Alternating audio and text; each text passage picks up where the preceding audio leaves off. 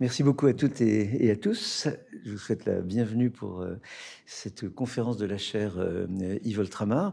Nous remercions beaucoup Jocelyne qui a dû affronter un vol très matinal et de venir présenter sa recherche. Le titre est assez ambitieux, mais je crois que Jocelyne va nous parler de son itinéraire et elle le fera beaucoup mieux que je ne pourrais le faire. Jocelyne et moi, nous nous connaissons depuis pas mal d'années. La pudeur nous empêche de dire combien de temps, mais c'est avec beaucoup d'intérêt et de reconnaissance que nous allons t'écouter. Donc vous connaissez la règle, environ 45 minutes de conférence de la part de Jocelyne Césari, et ensuite cela nous laisse un bon moment pour discuter avec elle.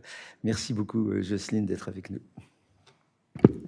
Merci à toi Jean-François. I'm going to shift to English because that's the language I'm working the most. To localize what I'm going to present, I have to say a few things, a few premises on this research.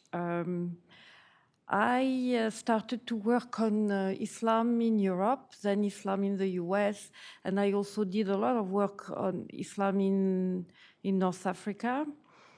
And based on this research on the politicization of Islam, I expanded to look at the way that religions politicize, because I realized pretty quickly that actually there is a tendency to look at Islam as the only religion that has challenges with politics, while actually after the research I have done, which was 7 years with an international team,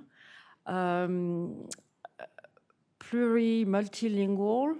I took care of Arabic. I had the researcher on Turkish sources, Chinese, Hindu, and Russian. And I realized pretty quickly that what I've been studying for Islam for more than 20 years actually can work also for the way that religions politicize. So bear with me, because what I'm going to present is not one-track discipline. Also in this trajectory, I have done a lot of work on religious studies. And I realize also, because I work in the Anglo-American context, that the domain of religion and politics is pretty dominated by political scientists. And no offense, because I don't know the level here of familiarity with religion, but in the universities in which I work, these scientists, they dominate the field when it comes to religion and politics, but they don't know anything about religion. That's what I call the Huntington syndrome. You have all heard about the clash of civilization. It has been debunked by all serious scholars, but Huntington was half wrong and half right. Huntington, from the point of view of international relations, did something that was quite unusual at the end of the Cold War. He said maybe all conflicts are not only based on material interest of states. Maybe norms, values, culture play a role in it. And that was the right move. The problem is, he looks at religion, like we say in French, like you go to le Café du Commerce and you discuss about civilization and cultures, and you use a very essentialized approach to religion. Why? Because he was a political scientist, and because he was a very educated man, he thought that he knew about religion. The problem is, that's what I keep saying to my students of government, if you do not treat religion like you would treat any other matter. You are trained in political science, in public policy, in sociology of election. You have to know a little about religion. And the last book I wrote, which is called We God's People, was an attempt actually to talk to my discipline, telling them, you know, I'm going to use materials from religious anthropology, religious intellectual history that you may not look into, but that's the way that you can understand the role of religion in some context. So, having said that, I also want to say very upfront that I'm not looking at religion and politics through different period. I'm very much interested in the contemporary, what's called the modern or postmodern era. So what I'm saying applies to a way that we deal with religion in different political contexts today. And so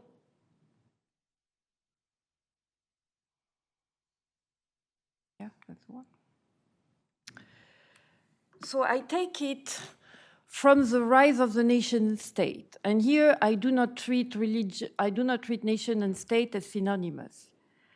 And I don't treat nation as nationalism, which is also the most common way, which is to look at nation as, or nationalism as a narrative that says something, a story about who we are. This comes afterwards. I looked at the work, a very interesting work of anthropologists who consider that nation is the modern community par excellence, not only politics. And before the nation, the only pre-existing community is religion. And here I go back to the basic, Durkheim. What does Durkheim say? He says that religion is the first social institution that provides cohesion to a whole group. And that is my point, or my starting point. And it goes also with a certain understanding of religion that plug into René Girard's approach to religion. He has a very sophisticated approach to religion, saying that is the primordial community or primary community that will discipline violence. And that's what the philosopher of the contract do not catch. The contract come afterwards. I do not know any national community that has not been based on violence. And the first community that appease the violence, or at least humanize it, is religion. And so that is also René Girard. I cannot get too much into all these details, but just to tell you the background, or the bagage, we will say, from which I am coming. So I'm looking into Durkheim. Interestingly, he was the founder of sociology. I talked to lots of sociologists who never look at Durkheim and sociology of religion, which is kind of intriguing to me.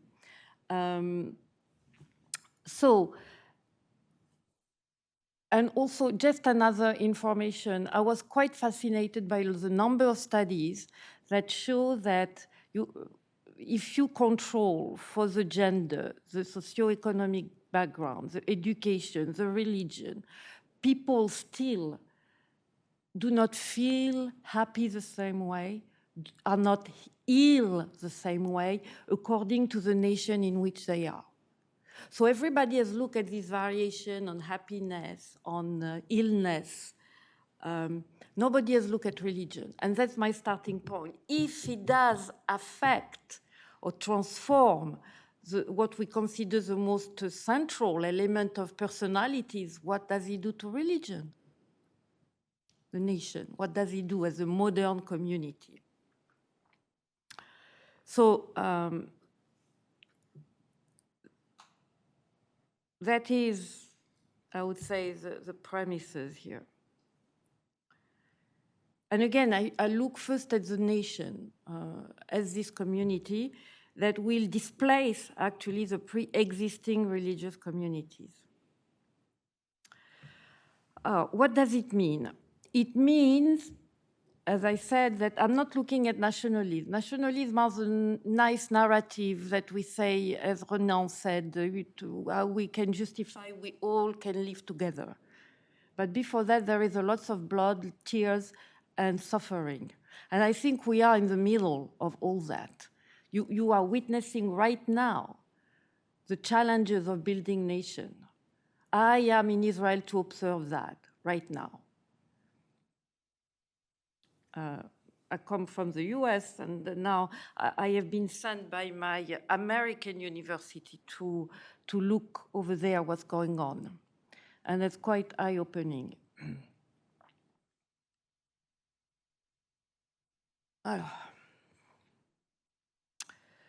I'm sorry, I'm not very good with this kind of instrument. So, yes.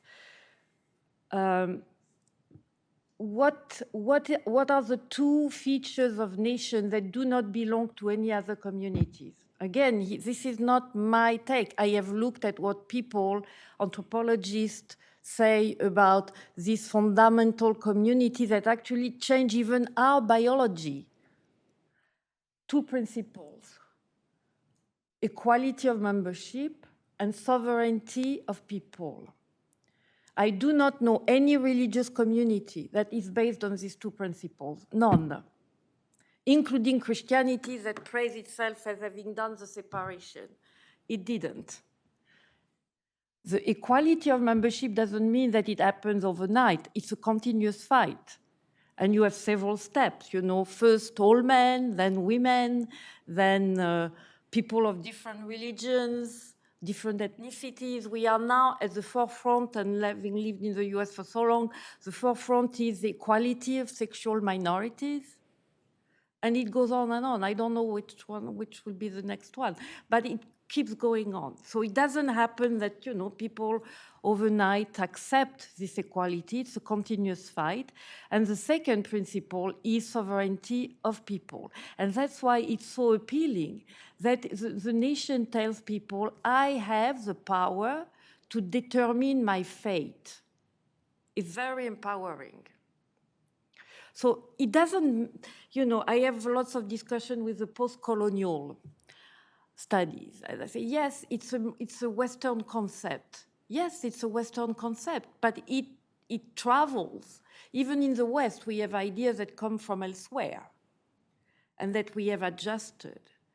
So today, if young people are dying for a nation anywhere, I cannot just tell them, you know, you are alienated. You are using concepts that are not part of your culture. Because I have this discussion with lots of post-colonial studies scholars and colleagues. Do you say to Malala, you know who Malala was? She was this young woman who got shot in the head because she wanted to go to school. Quality. Or you tell her, oh no, but this is a Western principle. You don't do this. Yes, she will not understand what you're saying. And for me, this is another form of condescendence, we would say, that doesn't restitute the fact that these principles are appealing to people, even if they are not in the cradle, or they do not belong to the cradle of these principles. Okay.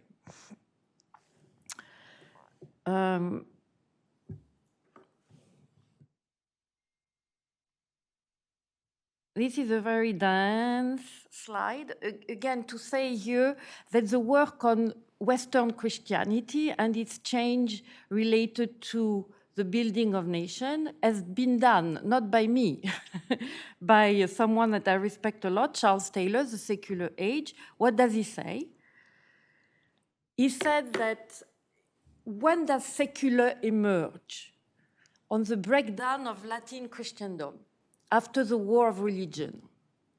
Until then, there is no secular. There is no separation between the religion and the political. Of course, in the gospel, you have this belongs to God and this belongs to Caesar. But interestingly, the popes, until the war of religion, didn't very much use it. It is based on the displacement of Catholicism as the fundamental community that the secular will emerge. And that's where Charles Taylor does something that I have tried to apply to China, Russia, Syria, Turkey.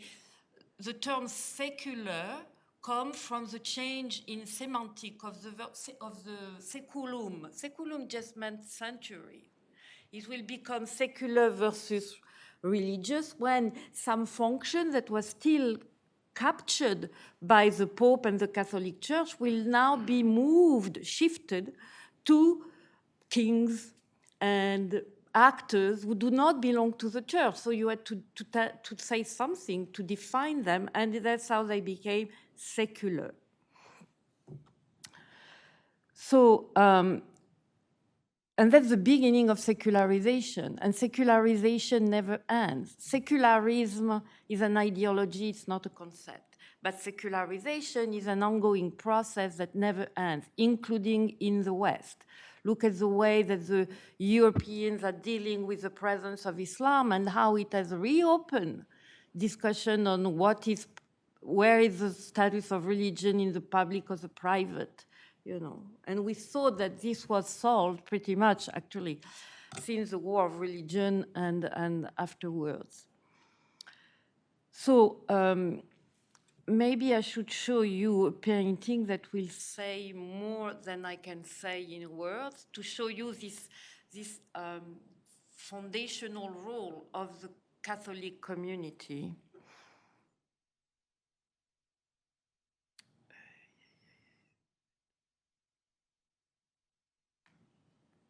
I thought I had my... No, I don't have my painting here. I thought I had the painting. The painting is the Battle of Lepanto, 1571. All dates are important here. It's in the rise of the war of religion, and it's a war that is led by the Pope. And the painting shows the Pope under the blessing of the Holy Trinity, and you do not have any distinction of kings or particular figures. It's the Pope leading the fight against the Ottoman. And that is what the role of the religion as a foundational community was, including for Christianity. At the same time, at La Sorbonne, a student in theology called Jean Tanquerel defended a thesis that said that the Pope is the only lieutenant of Jesus on earth that take precedence over kings and all other mundane actors. Today, if you hear this, you think, oh, this is only Islam that does it. No, it was also Christianity until the war of religion. And now we are living on a very accepted, conception of Christianity that, of course, Christians separate.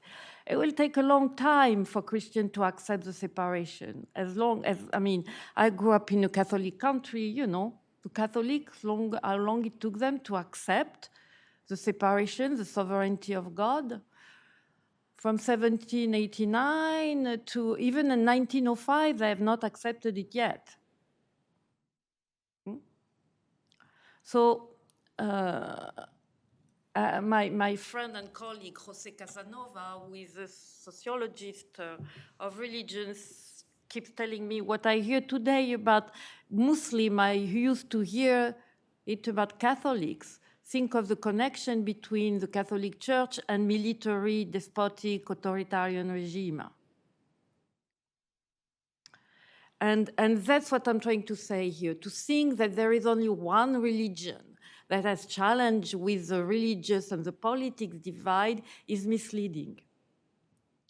And I would say that not only political scientists are responsible for that. I've spent a lot of time talking to people in Islamic studies. They do the same thing. They look only at Islam in a sort of silo understanding, But no, all religions have gone through this displacement at different time with different outcome.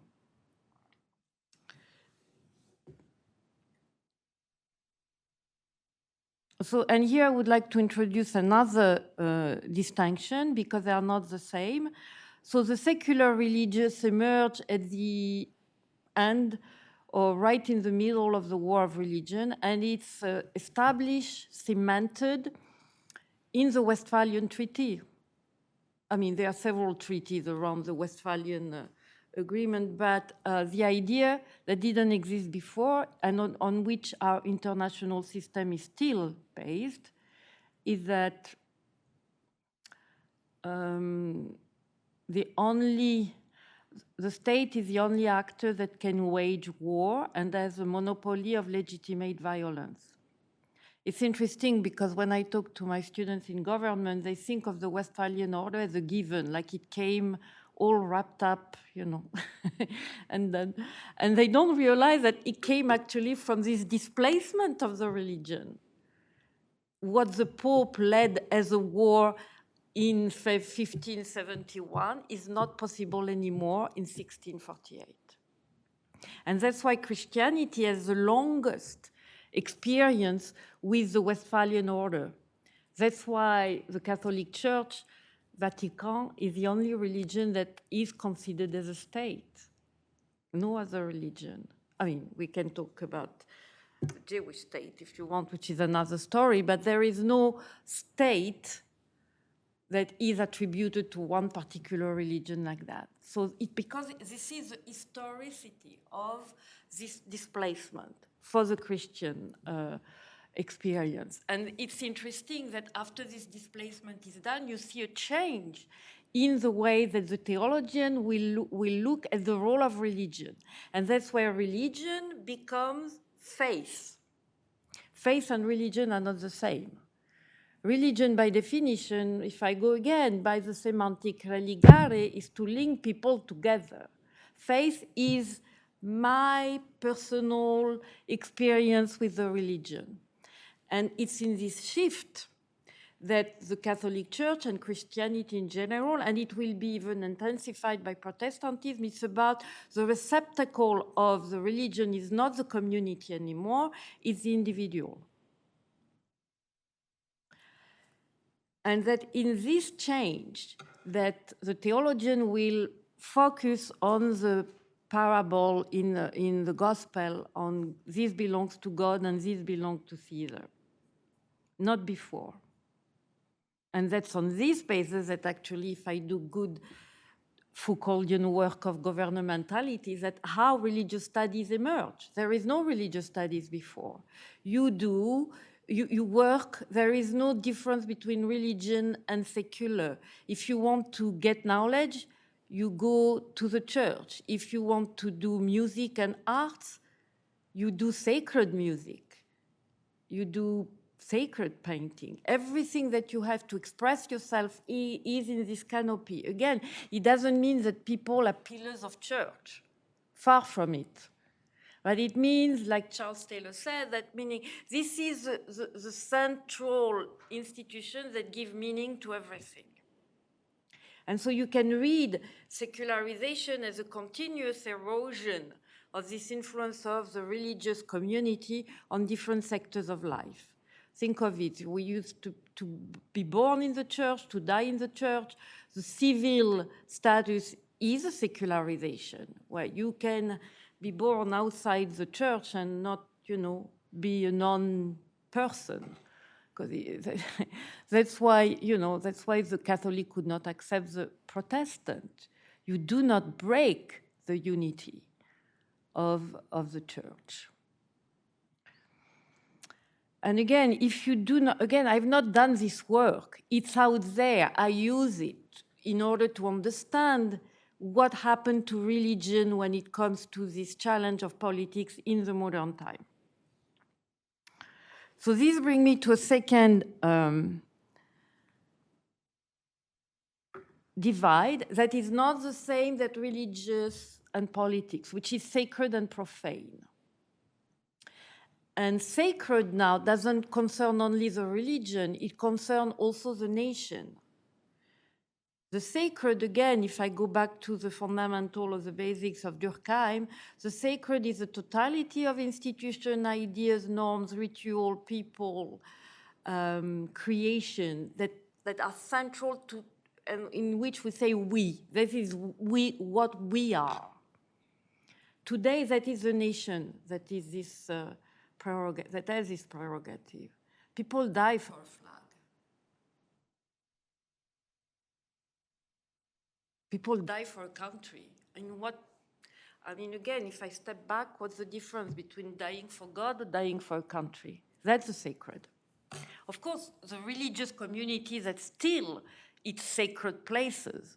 And that's where the pattern, I see emerging patterns where the sacred of the nation will compete with the sacred of the religious community. Again, if I look at the Israelo-Palestinian conflict, that is exactly what's happening. Look at the debate on the Temple Mount. I mean, the Temple Mount is not only a place for sacredness of the religion, it's also becoming central in defining the sacredness of the nation for both Palestinians and Israelis. That is, and then again, I can respond to the question, but in the research I did, I could see emerging patterns of that. Look at Hinduism today. Hinduism is claiming that to be Hindu is to be Indian. I live in the US. You have people who think that Christian America is the only one to be American. So the sacredness of the religious community is overlapping and lining up with the sacredness of the nation. So this is a kind of competition, clash, but also convergence or coexistence that can happen.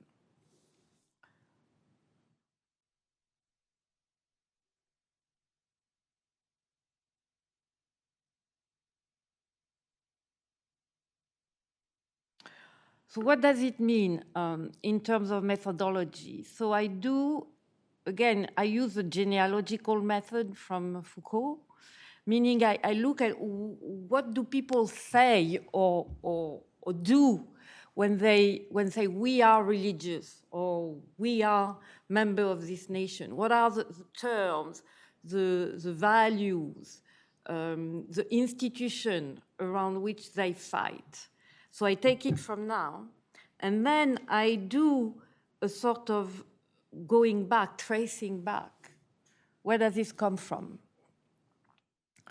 For example, I will show you in more details. Today, everybody talks about the jihad. No. People agree that jihad is the way that some people think that the jihad is the way that ISIS or before Al-Qaeda was defining it, while others said, no, this is not jihad. The moment you have a term that is a site of contestation, you are on something. And then I look back, when does jihad become an act of resistance? It was never defined in the Islamic tradition as an act of resistance. It was part of an international vision where the caliphate actually developed a theory of war, a conception of war that is very parallel with the just war tradition. No Muslims know about this anymore, or the one who know are the scholars of Islam that are not automatically leaders or spiritual leaders. And that's the problem.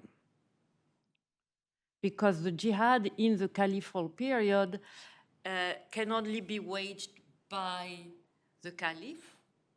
There is no individual act of jihad. First, you have to send some kind of delegation to negotiate, ultimatum, diplomatic means before war. Then it has to be proportionate. The combatant, there is a distinction between combatant and non-combatant, so you do not kill the civilians. There is fabulous discussion in the Islamic tradition about you do not destroy the place of worship of the enemy. Who has this conception of jihad today? My point is not to say it's good or bad. My point is what happened in this change. And so parallel, you see that it's very close or convergent with the just war approach. Today, everybody thinks that jihad is resistance. Look, the Palestinians are a good example. You have to resist. The resistance will come later. And again, I will probably revisit the moment where this happened. So, I have to do this trace back. Where does this come from? So that's the conceptual history, but that's not enough, because if you just do conceptual history, you are missing the deep dynamic of power. The meaning is imposed as an outcome of a relationship of power. I'm very Foucauldian this way. So, you know, as we say, the history is written by the victorious. There is some sedimentation around some dominant meaning that then becomes a common meaning. But it doesn't mean that underneath there is still this iceberg of hidden part of the iceberg where these meanings are still there, you know, and that can be tapped into at any moment. And so that was quite interesting for me to look at this changes in the terms remain the same, the meaning behind change. And it goes with also a transformation of institutions that crystallize the relationship of power.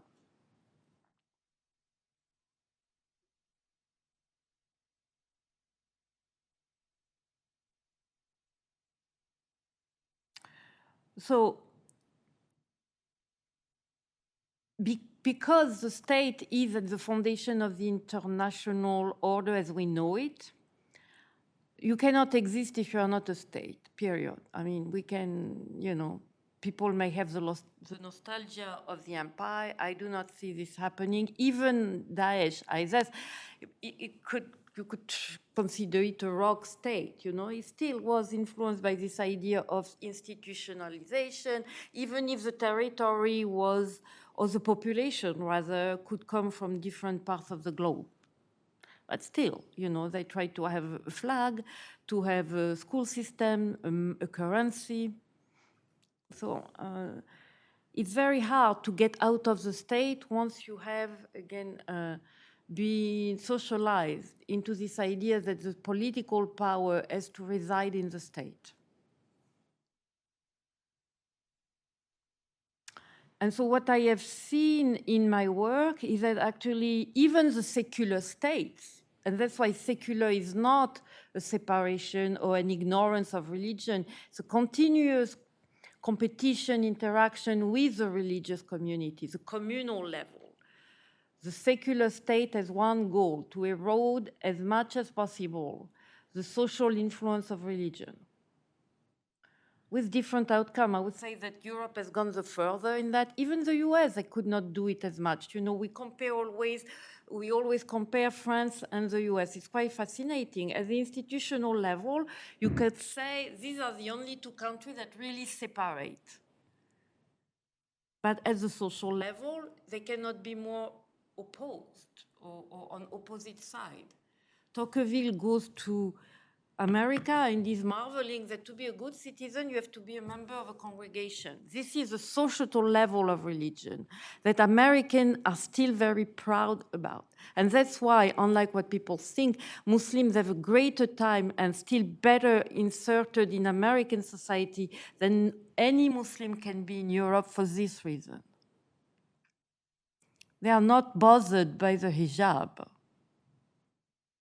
because it's a sign of being a good citizen. If you belong to a religion, you're a good citizen. We have been socialized in Europe that in order to be a good citizen, you have to get rid of your religion. But we think this is a universal way.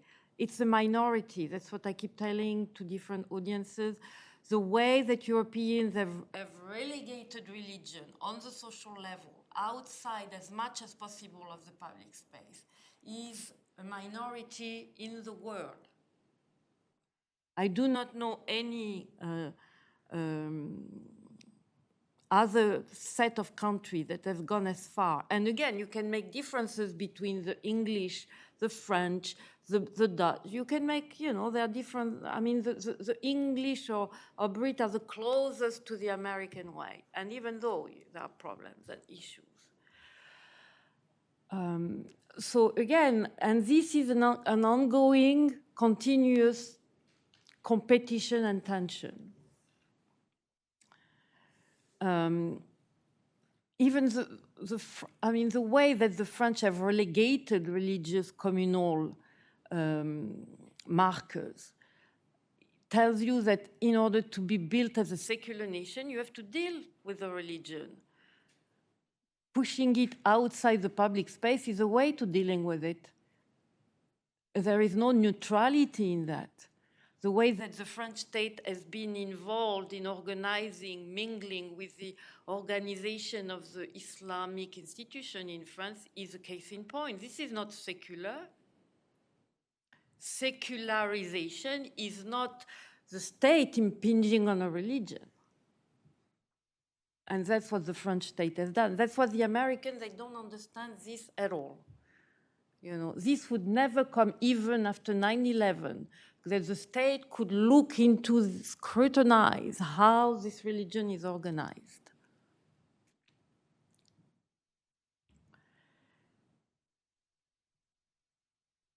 So everywhere you see that the state takes care through constitution, law codes, censuses, religious councils, standardized education.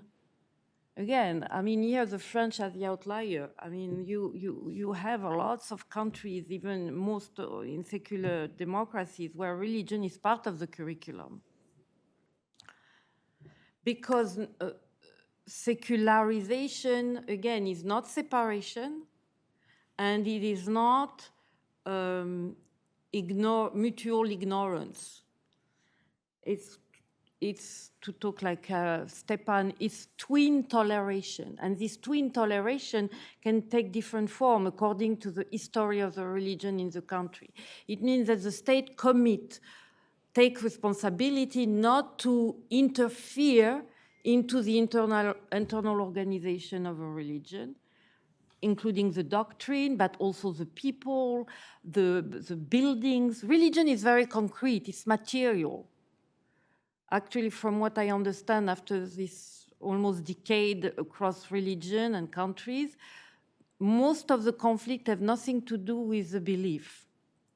Most of them have to do with the belonging and the behaving, because these two interfere with belonging to the nation and behaving as a citizen. So that is the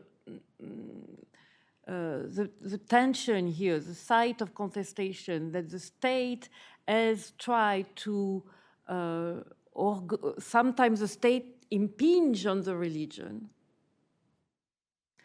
So the first thing is the state should not do that, or should not prioritize one religion over the other. Again, I am fascinated by Belgium. Belgium is, you know, what makes Belgium secular? There is no separation. In Belgium, all the cleric, pastors, rabbi, priests are paid by the state. The religious education is paid by the state. The places of worship are paid by the state. So what makes Belgium secular? Treating all religions the same, or trying to. And how does Belgium come to a breach of the secular principle? Because they are not able to today to treat the Muslim and the Muslim organization the same way. Same thing in India. In India, you do not have separation. The Indian secularity is based on equidistance between the state and all religion. And what is the breach of secularity today in India is the claim of the Hindu and the BJP to be privileged now. And they are saying we have been mistreated because all these other religions have been treated more in a more privileged way than we have been. So you see here that, again, separation doesn't mean anything. 99% of the world doesn't separate. But there are different levels of secularity at the institutional level. So, and religious people adjust to this new understanding of what is the status of my religion in this context. Some accept it, some reject it. Again, in America today, we have surveys that show that the most religious observant Christians do not agree with the people who follow Donald Trump. So do not think also that the more religious you are, the more nationalist you are, or trying to impose your religious community on everybody. Some agree, some disagree. And you have people who are very conservative, but who do not want a Christian America, or the imposition of the Christian norms on everybody. So this is the first way, state interacting with religion. But there is also a responsibility of the religion vis-à-vis the state. Meaning no religion should try to take over the state institution to impose its own doctrine. And that's exactly what evangelicals are doing in the US now. What they are doing, changing the law on abortion, on contraception, to say that's the way that America should be. And again, surveys show that lots of observant Christians are not in agreement with that. You can be an observant citizen, but it doesn't mean that you want your religious community to be the parameter of the national community. So you see how you can identify the patterns. You cannot predict anything, but once you know the pattern, it's easier to see where the site of contestation will be and what could be the outcome of this contestation.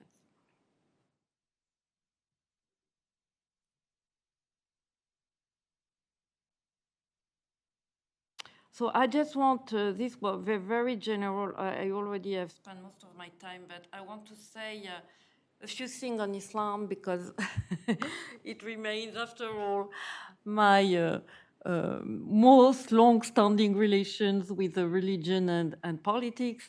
So I'm going to say a few things that sound counterintuitive, and I always get pushback. So I'm going to get pushback, obviously, about that. But again, you have to take it before the nation. Okay? There is no nation. Again, the nation is not a given concept. You have to be socialized to become a citizen, a member of this national community. It doesn't come overnight. And actually, what is interesting in most of Muslim countries, you have a state before a nation. Think of Turkey. There is no Turkey. Kemal Atatürk come and with the agreement of the international community of the time said this is going to portion of territory, it's going to be called Turkey, people are going to speak Turkish, and they're going to be Muslim. Yeah, he does this on the collapse of the Ottoman Empire. That was not a nation. The Ottoman Empire and all Muslim empire were multilingual, multicultural, multi-religious. And the nation has done the opposite. It has created an homogenization and creating a link that didn't exist before. And that's why I'm going to get the pushback between being a citizen and being a Muslim. What does Kemal Atatürk do? And that's why when I hear that Turkey is secular, which level of secularization are we talking about? Institutionally, Kemal Atatürk will do what no caliph did. He will nationalize, absorb in the state institutions the dominant Hanafi school. While in the Muslim empire, the ulema had the monopoly of organizing locally the communities, and these communities were multi-religious. The Qadi in the Sharia court was not dealing only with Muslims. He was also dealing with other religion. And in doing this research, I found a fantastic anecdote, and I'm going to tell it. It's under the Mughal Empire. By the way, this is a good example of a Muslim empire that didn't destroy all the other religion. Otherwise, you would not have Hindu today in the Indian subcontinent. So locally, the Qadi deal with the management of the local community that is multi-religious. I insist on that. Each religion is organizing its own family law, but as soon as you have interaction between people, social relation, economy, whatever, everybody goes to the Qadi. So the story is that there is a Portuguese friar that is doing a tour. I don't know in which part of the Indian subcontinent, I don't remember exactly. And he is escorted by a Muslim guide. And at some point, they come across a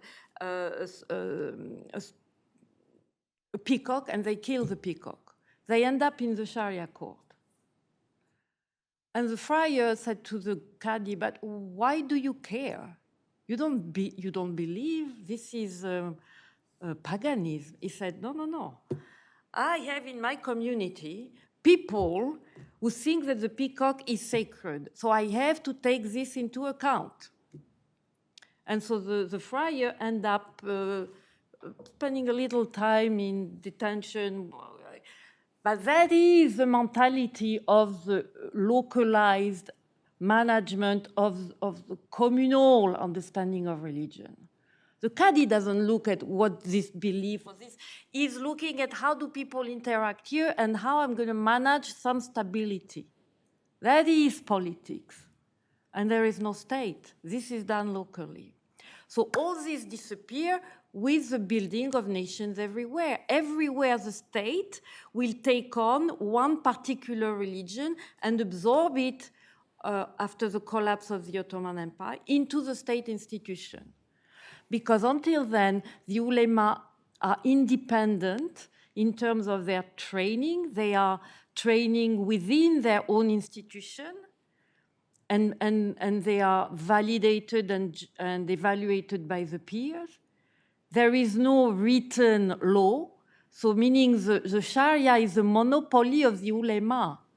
It is not the state law. This is a modern concept. So when you hear today Islam is saying around an Islamic state, that is nothing to do with the Islamic tradition. It's exactly what happened to Islam once it get into the nation state.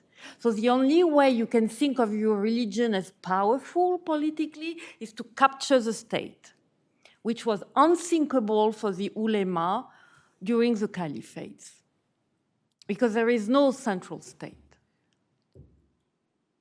So absorption of all the endowment, again, the materiality of religion here is important.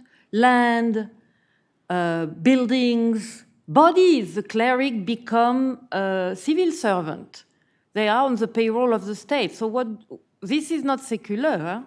That's exactly what Turkey did. And this we forget because we see only the social level where Kemal Atatürk took all these very spectacular measures to remove all signs of religion or Islam or other in the public space. But he created this connection between being a Muslim and being a Turkish, on which Erdogan is operating. This is not Erdogan. This is Kemal Atatürk. The disqualification of Alevi, of Christians and other minority in Turkey, including the Kurds, was not done by the Islamists. It was done by Kemal Atatürk. That is what happened to Islam in the new national community. And that's where I get the most pushback, because everybody will tell me, but in the Ottoman Empire, there was a different, yes, there was differentiation. And sometimes the caliph or the sultan was trying to manipulate the ulema. But there is no centralized institution. So there is a lot of leverage. And the primary place of managing religion is local. I should stop here, no, probably. Let me go to my last. So what happened to Islam in most of Muslim majority countries? The exception are three. Lebanon, because it's sectarian democracy, although I'm not sure we are on a democracy anymore, but at least the plurality of religion is acknowledged. Senegal is an interesting case. Indonesia. Everywhere, the dominant institution, the state has absorbed the dominant or the majority, the religion of the majority, although it's not always the case. Think of Syria and the Alawi. Think of Bahrain. So sometimes you have a minority religion taking on the state, but they are clever enough to still keep Islam as the canopy for the state legitimacy. For example, under Hafez al-Assad, the father of the now demised Bashar al-Assad, Islam is in the constitution. Sharia is considered as a source of legislation. Again, not the Islamist.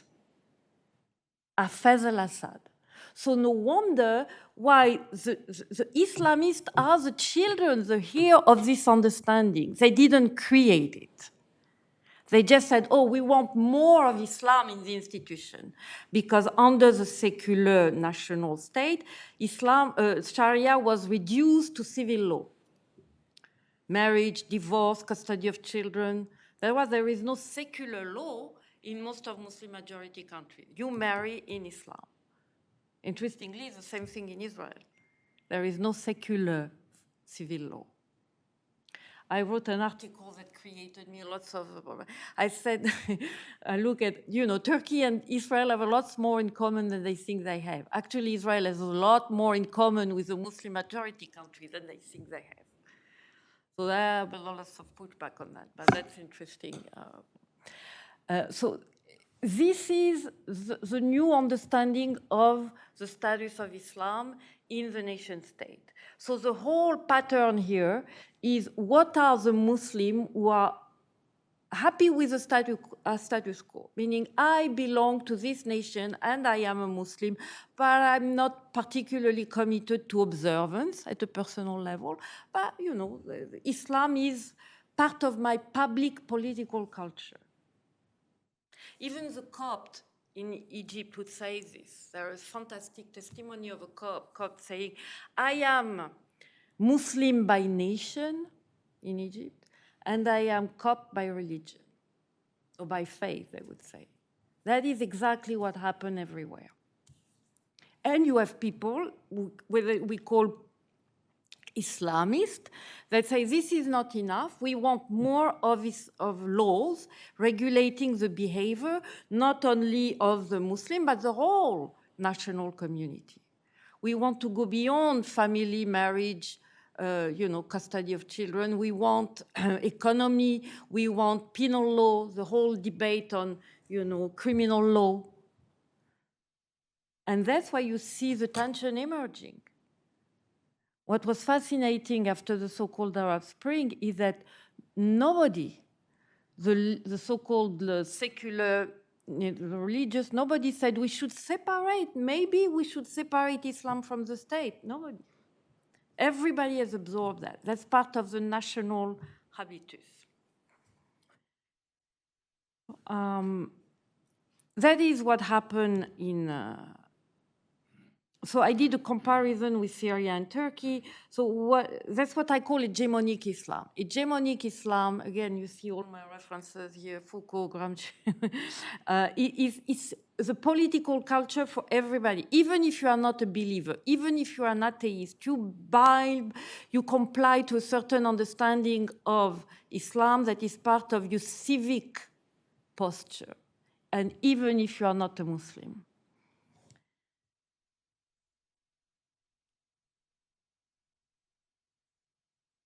Well, I can say more about that, but I would like to stop here because I can go on and on as you... Je peux finir? Right. So why did I compare Turkey and Syria? Because both emerged on the collapse of the Ottoman Empire. So as I said, in Turkey, you have a nationalization of a dominant school of Islam, and a complete denial of the existence of Shia, of Alevi. Even, today, actually, Erdogan tried for a little while when he was hoping to get into the EU, he tried to recognize or take into consideration the Alevi population. The Kemalists were ferocious against the Alevi. So people could go, and they can still go and burn the place of worship of Alevi. They are not accountable. And this can be done by very secular people in terms of religiosity, personal religiosity. Everybody is Muslim and Turkish. I remember visiting Turkey with one of my friends. You may know her, Riva Castelriano, who is she's Jewish from Salonik. I think she's from Salonik. And she was talking Turkish with people, and they were saying, but how come you speak so good Turkish? You are Jewish. This would be unthinkable in the people of the Ottoman Empire. Because, as I say, if I were Greek Orthodox in Istanbul at the time of the Muslim Empire, I am part of the Ummah. because the Ummah is the totality of territory under the control of the purview of the Caliph. And the empire is multi-religious. Today, this is not thinkable anymore for Muslims because they have all gone through this nationalization. So Turkey institutionalized Islam, even if it's called laïclik. There is a Diyanet. The Diyanet is like a ministry of religious affairs that deal exclusively with the Hanafi Muslims. No, this is not secular. This is not a differentiation. It's the opposite. But at the same time, socially, you have Turkey has been the further in removing, maybe with Tunisia to a certain extent, removing Islam from the social interaction, changing the way people dress, changing the presence of Islam in public space, the language, and so on. So that is what the difference with Syria. Syria is a very interesting case in the sense that it was founded by a secular party, the Ba'ath Party, but they had to deal with Islam because what also people tend to forget is the popular resistance against the colonizer were not done by the secular, westernized elite. It was done by the religious community locally. There was the one resisting the colonial power. So at the end, when the time was come to build this new community, all these secular nationalists had to include and take into account the religious component. So in the case of Syria, you see emerging the attempt, each religious community is managed by its internal law, again, when it comes to marriage, divorce, custody of children. But interestingly, the Islamic one is the closest that the Sharia court are part of the secular court system. While for the other, the Christian, for example, they are not part of the state system. The constitution, as I said, claim Sharia as a source of legislation. There has been a moment of tension where the president has to be recognized as a Muslim.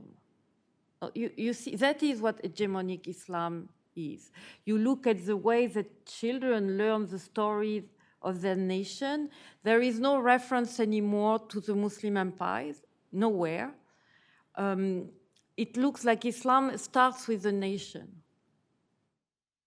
Even in the case of Iraq, I read all the textbooks from the Saddam period. It's quite fascinating because if you remove, you don't know that these textbooks refer to another Ba'athist secular leader that was Saddam Hussein.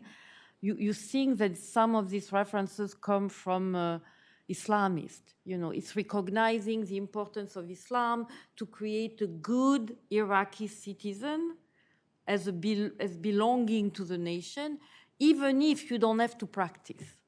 And that this level of communal and belonging, that if you look only at religion as belief, you are not capturing. And that's what I want to insist on here.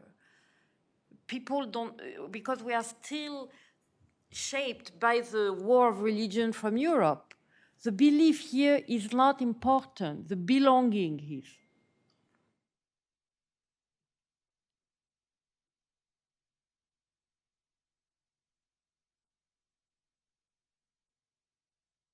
No, I'm going to really finish.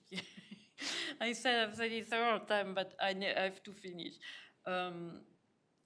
So what I can talk, if you have questions, I can talk also. China was the most eye-opening case for me because it's the farthest from my area of expertise, but that was quite an interesting again, trajectory of religion and nation, even under the communists. Everywhere, the nation state has redefined and structured not only what is to be a citizen, but what is to be a member of a religious group as a citizen of the new nation. think of the French. I mean, again, it doesn't mean that you have to be observant. In the case of the French, it's the opposite. You have to be completely detached from your religion. But everywhere you have this scenario.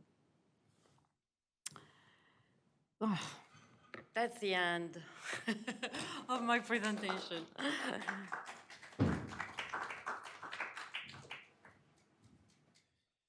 Merci beaucoup. Donc, j'ouvre la discussion. Naturellement, ça ne t'étonnera pas, mais je me suis beaucoup retrouvé dans ton propos. J'aurais peut-être moi-même envie de te faire revenir sur un ou deux points, notamment ce moment du passage de l'Empire à l'État-nation. Ouais. Et je crois que nous partageons... Enfin, tu es très poli, tu ne l'as pas montré, mais cette même irritation à l'encontre de la transformation de la laïcité en religion nationale en France. Ouais, et ce qui est intéressant, c'est qu'évidemment, la laïcité turque est l'opposé absolu de la laïcité française. Mais finalement, le résultat est à peu près le même, in fine. J'ouvre la discussion. Je sais que dans l'auditoire, il y a certains de tes lecteurs qui voudront peut-être, je me tourne vers Noah implicitement, qui voudront peut-être poser des questions à Jocelyne, mais j'ouvre la discussion en ouvrant le micro. Qui veut poser une première question, une première remarque? Noah, tu veux te lancer ou ouais. Anglais, English. J'ai oublié de préciser que vous pouvez naturellement engager la discussion en français. Yves.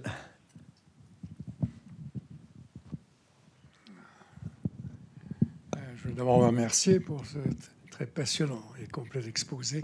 Et il y a deux questions. La première qui m'a intéressé, c'est au début, vous dites, si je vous ai bien compris, que la dualité entre la laïcité et la religion est une particularité du christianisme.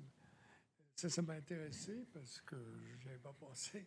Et je pense qu'on ne va pas le développer maintenant, mais je pense qu'il y a effectivement des implications culturelles extrêmement importantes. La deuxième chose, c'est le fait que aujourd'hui, ce qui me frappe, si vous voulez, beaucoup par rapport à ce que j'ai connu quand j'étais dans ma jeunesse, c'est que par rapport aux religions autrefois, il y avait un programme politique mondial qui était très clair. On peut l'apprécier ou ne pas l'apprécier, c'était le communisme. Or, ce qui me semble aujourd'hui, quand on voit le retour du religieux, qui est quand même stupéfiant dans le politique, ce qui n'était pas, à mon avis, du tout prévu au programme du XXIe siècle. Et la question que je vous pose, est-ce que vous ne pensez pas que c'est dû justement en grande partie qu'il n'y a pas d'alternative politique proposée aujourd'hui? Parce que ce qu'on appelle le système, finalement, c'est celui dans lequel nous trempons tous, qui est le système capitaliste, avec ses aspects, critiques ou pas critiques, ça n'a rien à faire, mais enfin qui est réformable quand même. Mais au fond, il n'y a pas de proposition politique mondiale en ce moment. Et je pense que la religion aujourd'hui prend en quelque sorte une place disproportionnée, si j'ose dire, dans le politique. Non, je suis tout à fait d'accord. En fait, ce que vous dites, ça me fait penser à toute une discussion. Encore une fois, si je reviens sur le catholicisme, par exemple, c'est la religion qui a été le plus en association avec l'ordre laïque international depuis 1648 jusqu'à maintenant. Et c'est intéressant de voir que avec le pape Francis, mais ça commence avec Jean-Paul II, le pape de la transition hors du communisme, c'est de réaffirmer le rôle de la religion globalement comme un acteur moral. Et le pape Francis a fait exactement ça. Le nouveau pape va continuer dans cette direction. Et ça ne veut pas dire que le rôle, c'est de faire rentrer des prêtres dans le système d'État. Ce n'est pas ça. Quand on se limite à regarder le rôle du politique et religieux au niveau de l'État, on perd 2/3 de ce qui se passe en réalité, qui se passe dans cette demande ou cette position de dire maintenant moi, religion, je peux vous donner le sens pour vous, toute la communauté. Et au moment du Covid, de Corona, on dit ici, comment on dit, c'était très clair. Quelle était l'institution qui est restée, vers laquelle tout le monde s'est tourné, même ceux qui n'étaient pas particulièrement religieux? Il n'y avait plus d'école, il n'y avait plus de lieux de divertissement, il y avait plus les gens allaient en ligne pour se retrouver dans des communautés, et c'était pas parce qu'ils avaient devenu d'un coup beaucoup plus conservateurs, ça veut dire qu'ils s'étaient retrouvés du lien social. Et ça va pas disparaître. Je crois que ça va être de plus en plus. Il y a des sondages, des enquêtes qui montrent que les jeunes sont très en demande, mais c'est pas des jeunes qui veulent vivre comme des moines. C'est des jeunes qui veulent s'investir dans la religion pour retrouver du sens collectif. Et ça, c'est une dimension politique. Encore une fois, ça ne veut pas dire que on va retrouver la religion dans les élections. Ça peut arriver, c'est ce qui se passe dans le monde musulman, par exemple. Mais ce n'est pas la seule manière. Par exemple, l'Église orthodoxe, le patriarcat en Russie, c'est absolument fascinant. Il n'y a pas de prêtres ou orthodoxes dans l'échafaudage de l'État, mais ils sont complètement influents par exemple, sur la diplomatie de Poutine. On ne peut pas comprendre la guerre en Ukraine si on ne comprend pas que ça fait partie d'une vision de l'Église orthodoxe, de la troisième Rome, de cette vision globale que si vous êtes orthodoxe, si vous êtes slave, vous faites partie de l'Empire russe. Il y a des photos absolument frappantes où les prêtres bénissent de l'eau bénie sur ceux qui vont se battre en Ukraine.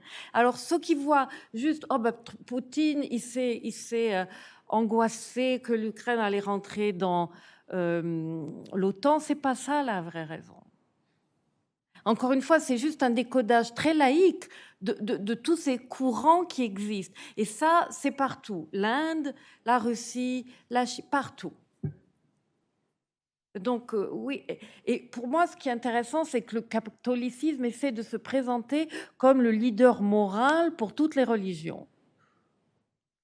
La dernière encyclique du pape Francis, Fratelli Tutti, il ne parle même pas de catholicisme. Il n'y a même plus le mot catholique mentionné. Il parle d'une fraternité pour reconstruire ce pacte moral.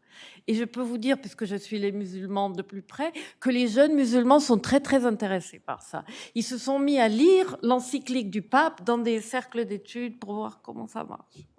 Et c'est ceux qui ne veulent pas être dans le camp des islamistes, parce qu'il y a tout un courant maintenant qui dit se concentrer sur l'État, ça ne sert à rien. En fait, on est perdant. Ça, c'est la grande leçon de ce called Arab Spring. Regardez ce qui s'est passé avec les frères musulmans partout. Le moment où ils arrivent à l'État, c'est fini. Ça ne marche pas. Et un qui a compris ça, c'est Rached Ranouchi en Tunisie. Il parle de l'État civil. Il ne parle plus d'un État islamique. Donc ça, c'est le nouveau courant. Et si on continue à regarder l'État et les croyances, on ne voit rien de tout ça. Oui, pardon. Il y avait une demande ou... Pardon.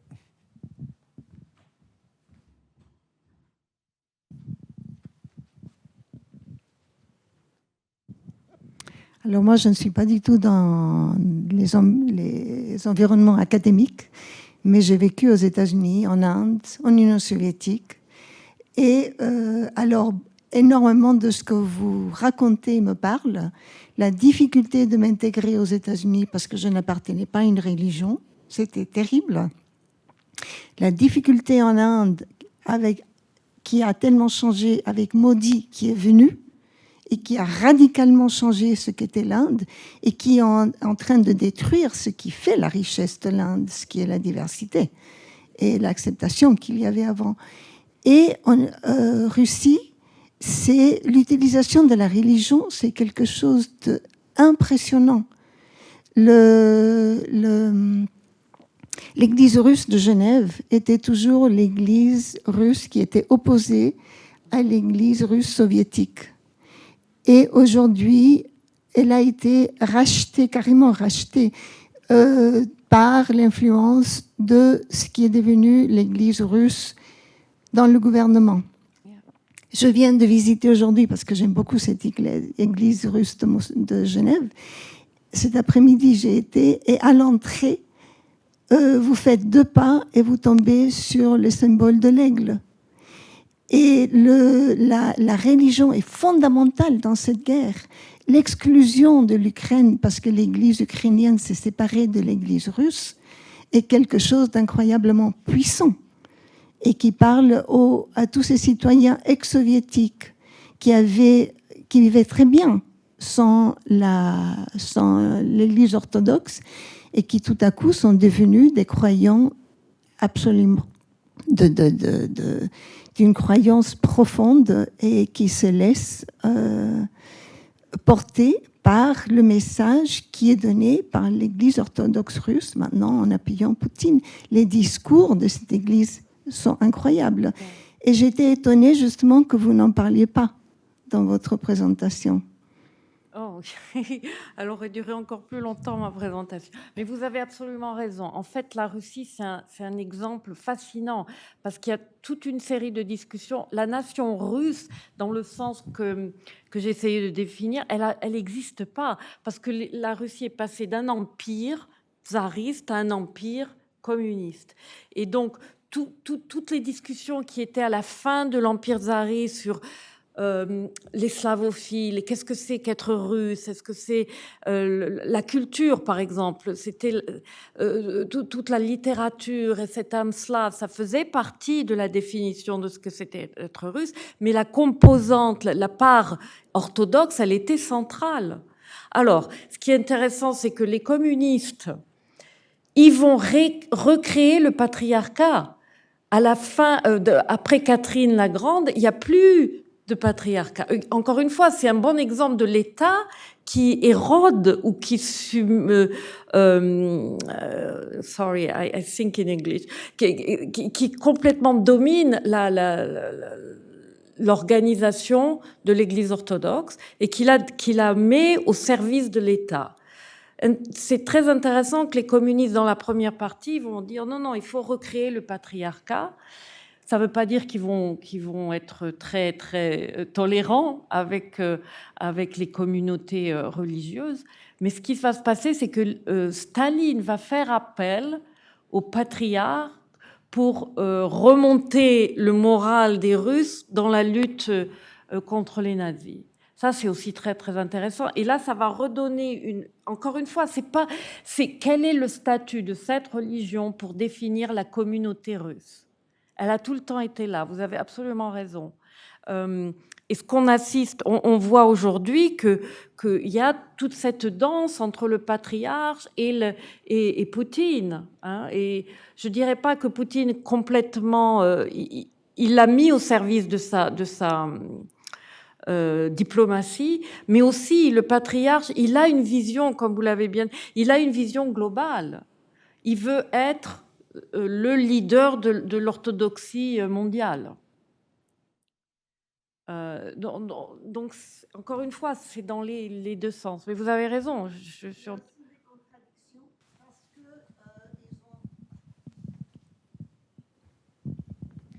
Il y a aussi des contradictions pour les croyants, parce qu'ils ont détruit ce qui était Krapotinskaya pour construire l'énorme temple dédié à l'orthodoxie, qui est sur la rivière.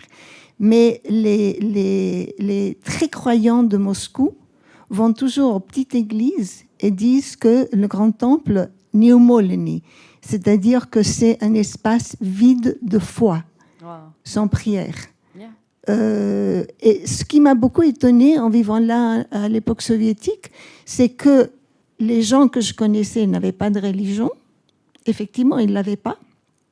Mais la religion était la croyance dans la construction de mondes différents et meilleurs.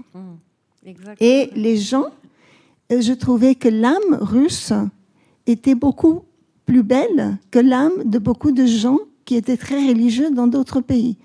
Alors c'était quelque chose de très intéressant. Pour appuyer votre propos, Poutine a également fait son shopping à Nice, puisqu'il a racheté la cathédrale orthodoxe de Nice, qui était plutôt dévouée, disons, aux Russes blancs à l'origine. Et il y a eu une bataille diplomatique, enfin diplomatique et politique très, très forte entre les deux communautés. Ils ont repris tout ce qui était l'orthodoxie russe, qui était très puissante à l'étranger, ils l'ont repris partout. Et Oui. le centre était Genève. Et maintenant, l'Église orthodoxe russe se présente comme le défenseur des valeurs traditionnelles au niveau international. C'était les organisations islamiques avant. Maintenant, c'est l'Église russe. Dans le travail que j'ai fait, c'était très intéressant de voir que les propos les plus anti-occidentaux, je les ai trouvés dans les discours en Russie, pas dans les discours des musulmans, en fait. Ça, c'était très, très frappant. Il y a une association entre anti-occidental, anti-Christ, il y a tout, et catholique, il y a toute cette cristallisation de différents sens et de différentes approches de l'Occident. L'Église orthodoxe ukrainienne est définie comme l'antichrist. Ouais, mais ça m'étonne pas. Ouais.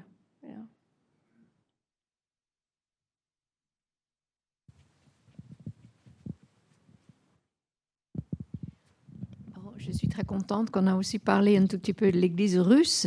Enfin, je dirais qu'on ne doit pas oublier comment ils sont aussi, surtout ce grand pope là-bas, dans le commerce des armes et le commerce de la drogue. C'est vraiment très grave, surtout en Afrique. Mais je voulais quand même revenir à quelque chose ici en Europe occidentale.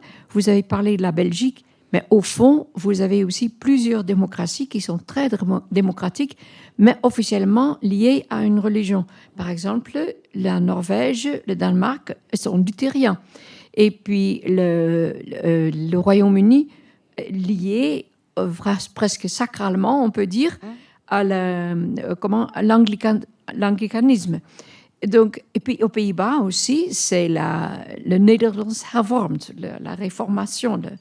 Donc, il y a quand même plusieurs niveaux, pas uniquement en Israël, et on trouve dans ce genre de pays souvent quand même beaucoup de tolérance et beaucoup de possibilités de vivre ensemble, parce qu'au moins on comprend le fait religieux.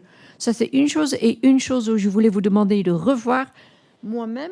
Quand vous parlez du fait que les jeunes sont de plus en plus intéressés, vous disiez que ce n'est pas pour devenir religieux, mais plutôt pour le projet politique.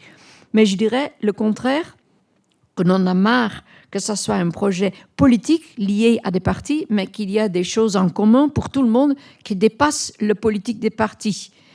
Et les protestants n'ont pas été rejetés par les catholiques, mais les protestants ont protesté et ont rejeté les catholiques. Et ils avaient bien raison à l'époque. Donc, j'adore, mais il y a aussi des choses que je vois un tout petit peu différentes. Non, bien sûr.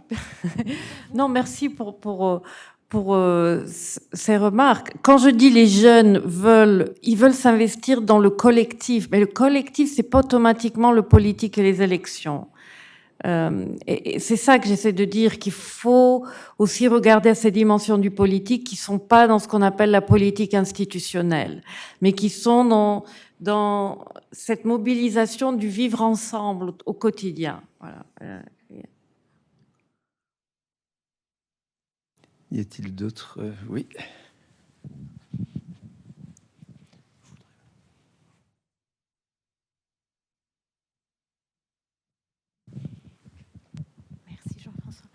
Merci beaucoup pour votre conférence. Juste pour rebondir sur ce que vous venez de dire, et d'après vous, pourquoi est-ce que la religion, le religieux, a ce tel pouvoir d'attraction pour retrouver du sens collectif? On pourrait penser qu'éventuellement, en dehors de la politique partisane, je ne sais pas, des mouvements associatifs, le fait d'être porté par une cause sans nécessairement la rattacher à des convictions confessionnelles pourrait aussi avoir cet attrait, visiblement pas ou pas à la hauteur de la religion.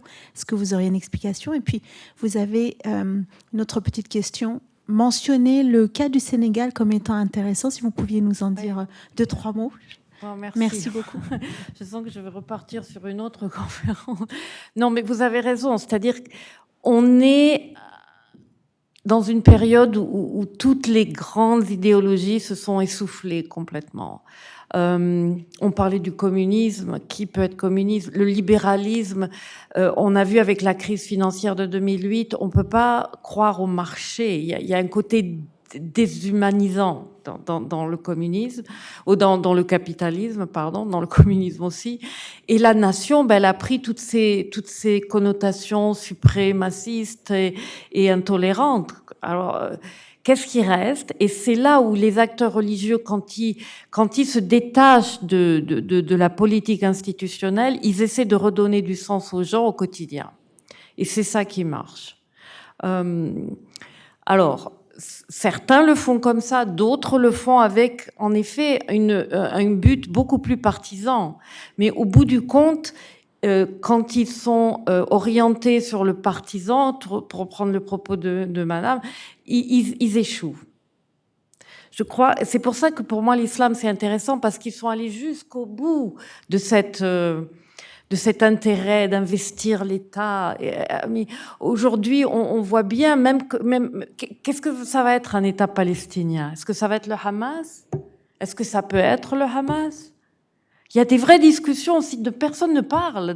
Il y a des vraies discussions au sein des musulmans à ce propos-là. Ça peut. Mais en revanche, si l'islam essaie de redonner du lien social, sans pour autant qu'on le manifeste au niveau de l'État, c'est une autre histoire. Vous voyez ce que je veux dire? Donc c'est ça. Alors, le Sénégal, c'est un exemple très intéressant, parce que le Sénégal a réussi à éviter ce qui s'est passé dans d'autres pays musulmans. Au lieu de faire de l'islam l'élément national d'unification, ils ont gardé les différentes parties ethniques. Donc l'islam et le christianisme sont tous deux part de l'identité ethnique. Donc on peut être d'un groupe ethnique et à l'intérieur de ce groupe ethnique, vous avez des chrétiens ou des musulmans. D'ailleurs, ça se voit au niveau de la représentation politique nationale. Le président peut être très fier d'avoir un membre de sa famille qui est ou musulman ou chrétien. Et c'est ça qu'il faut faire avec la religion. Le moment où la religion devient un élément central de la définition nationale, on entre dans les problèmes de tension et les conflits. Ce que je retiens de toute cette trajectoire que j'ai faite à travers plusieurs pays, c'est que le moment où vous cumulez un territoire, une religion et une ethnicité, il y a du conflit. C'est presque une équation. Hein. C'est le cas dans certains pays d'Afrique. C'est le cas aujourd'hui des musulmans en Chine. C'est pas que l'État en Chine est contre tous les musulmans. Ils sont en particulier très, très agressifs envers les musulmans de Xinjiang, qui sont de Turquie, les Ouïghours, et qui depuis des décades, des décennies, demandent leur séparation de la Chine continentale. Et ça, c'est une hérésie. C'est là, la Chine, c'est sacré. Mais le moment où vous avez une ethnicité, une religion et un territoire, et c'est ce qu'on vit aussi dans le Middle East maintenant, c'est une religion, une ethnicité, un territoire. J'ai abusé 30 secondes de la détention du micro. Ce qui est très intéressant dans le cas du Sénégal, me semble-t-il, c'est qu'aujourd'hui, la République se dit laïque, au sens français du terme, mais cette séparation qui est un trompe-l'œil, parce qu'en réalité il y a beaucoup de liens, notamment entre les confréries et notamment la Mouridia d'une part et d'autre part la présidence de la République. Aujourd'hui c'est plus compliqué parce que le président de la République est un musulman réformé, donc assez hostile au monde des confréries, mais enfin avant son élection. Il y avait beaucoup d'échanges, mais il y a la laïcité à la française en termes de séparation est d'autant plus acceptable au Sénégal que historiquement, dans la longue durée, le grand lignage des prédicateurs musulmans soufis, pour aller vite, dont procède la Mouridia, qui est nationalement la première pas démographiquement, mais nationalement, la première confrérie du pays, eh bien, ce lignage, depuis le XVIIIe siècle, prenait bien soin de marquer sa séparation du politique. C'était un lignage de prédicateurs itinérants, et quand ils arrivaient à proximité de la capitale d'un royaume wolof, ils s'installaient à une dizaine de kilomètres de la capitale, parce qu'ils considéraient qu'ils n'avaient pas à se mêler aux politiques, qui était une chose faite de compromission et avec des rois qui étaient de mauvais musulmans parce qu'ils réduisaient en esclavage d'autres musulmans. Et donc il y a une tradition de distanciation de la religion par rapport aux politiques qui a des fondements religieux et qui d'une certaine manière étaye l'appropriation du modèle français de la séparation par les Sénégalais contemporains.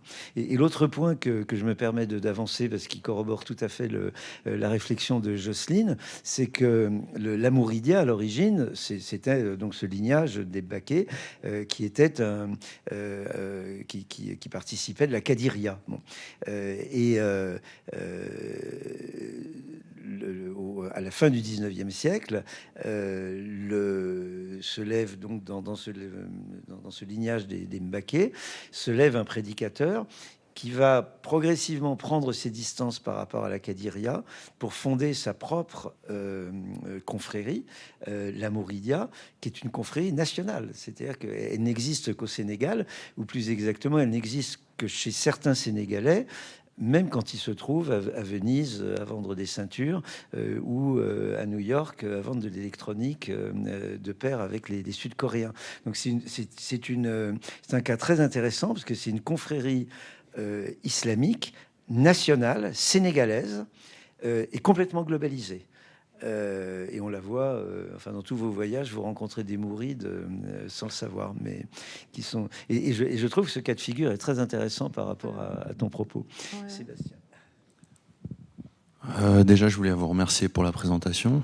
Et j'ai beaucoup apprécié l'éclairage que vous avez fait sur votre vision du rapport entre l'État et la religion, et surtout aussi l'accent qui a été mis sur le côté matériel, la dimension matérielle et l'importance du matériel dans ce rapport-là. Et ça m'a fait penser à une des conférences qui a eu lieu à propos de l'Iran, du cas de l'Iran, et notamment cette vision très légaliste du rapport entre l'État et la religion en Iran, ce qui m'a un peu mis dans le doute par rapport à quelle place vous accordez justement au droit, à l'aspect légal, et notamment dans le cas de l'Iran. Je pense que ça peut être aussi intéressant de comprendre votre avis là-dessus. C'est central, le droit. C'est un des éléments par lequel l'État contrôle et redéfinit la religion. Et quand je dis le droit, c'est d'abord le droit civil. Dans la plupart de ces pays, on est musulman par défaut. C'est-à-dire, si vous tenez pas à être marié dans une communauté religieuse particulière, si vous vous mariez dans le cadre de l'État, c'est le droit musulman. Enfin, retravaillé, c'est pas du droit musulman traditionnel. Il a été aussi sécularisé.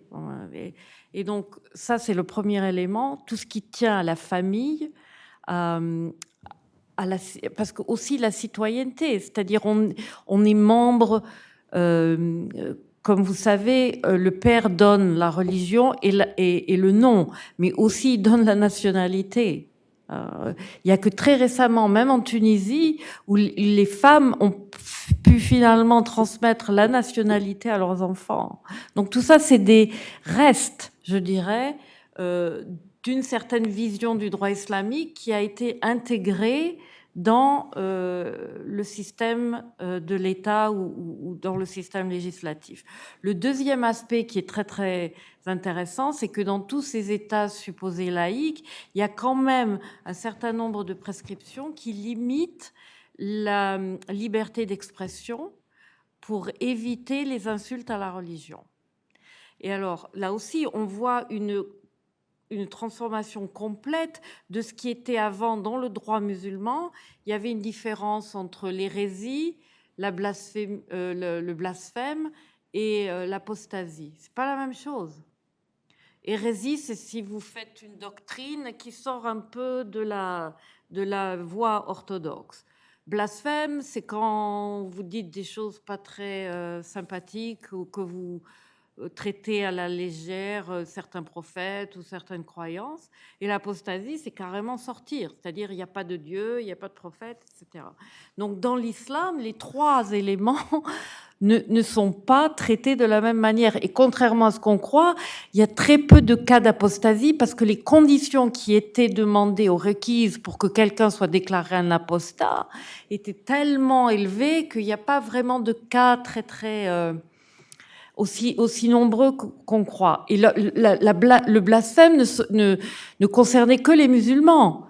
C'est pour ça aujourd'hui au Pakistan, quand j'entends que des chrétiens sont accusés de blasphème, encore une fois, c'est l'État qui a pris cet angle particulier pour affirmer son autorité. Et donc aujourd'hui, ce qu'on appelle les lois qui limitent la liberté d'expression au nom du respect de la religion dans la plupart de ces États, ils ont complètement, je ne sais pas comment dire ça, congloméré trois éléments qui avant étaient très très distincts, et donc c'est devenu le plus intolérant qu'on puisse trouver. Parce que dans la vision islamique traditionnelle, vous êtes responsable devant la communauté que si vous exprimez publiquement. Si vous voulez pas croire en Dieu et que c'est votre problème, les oulémas disent toujours c'est entre toi et Dieu. C'est pas le moment où vous en faites une affaire publique, c'est une autre histoire. Mais là, l'État, il prend le pouvoir ou le monopoly de dire, le monopole, sorry, je fais que les anglicismes, excusez-moi, le monopole de dire c'est un crime, mais c'est aussi un péché. Par exemple, au Pakistan, le zina, la fornication, c'est normalement un péché. Au Pakistan, c'est un crime. Et ça, c'était impensable. Donc là, on est au cœur du légal, c'est-à-dire c'est l'État qui s'attribue certains éléments de la tradition pour affirmer un certain ou créer un certain système de droit qui est très contraignant. Et tout ça au nom enfin, apparemment au nom de la religion, mais c'est vraiment au nom de la nation et de l'État. Ouais. Peut-être une dernière question, si vous le souhaitez, parce qu'il faut permettre à Jocelyne de récupérer. Non, mais écoutez, il me reste donc à remercier en votre nom Jocelyne. Merci à vous. Juste une petite anecdote pour revenir sur l'hypothèse d'Yves Oltramar sur les conséquences de l'effondrement du communisme. Il se trouve que j'ai été pendant assez longtemps consultant permanent du ministère des Affaires étrangères français et je l'étais notamment autour de 90-92 quand l'Empire soviétique s'était effondré et au centre d'analyse et de prévision du ministère français des Affaires étrangères, on avait une fois par an une rencontre avec la DGSE, donc le service de renseignement extérieur de la République française, pour échanger nos vues.